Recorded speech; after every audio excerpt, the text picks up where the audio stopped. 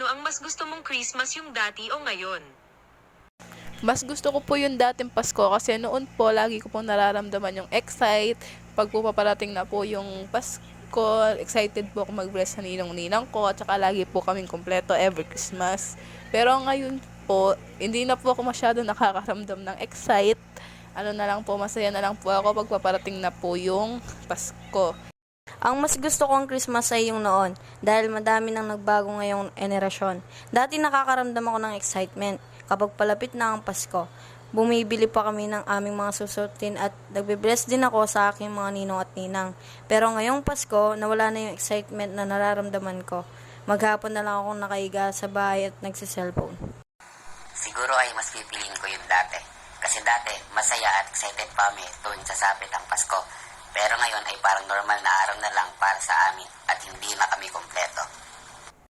Ano-ano yung mga handa nyo nung Christmas? Ang handa po namin nung Pasko ay nagluto po yung lola ko ng sepo egg, yung mama ko po is caldereta, and yung tita ko po is nagluto po siya ng kare-kare. Tapos po, gumawa po ako ng graham, kasama ko po yung mga pinsan ko na gumawa. Ang handa namin noong Pasko ay nagluto ang aking nanay ng spaghetti, nagluto ang aking tatay ng kaldereta, at kasama ko ang aking mga kapatid at gumawa kami ng graham, at bumili din ang aking tatay ng prutas. Ang aming handa ay lechon, pasta at carbonara. Dahil mahilig magluto ang aking nanay ay marami pa siyang potahe na nailuto.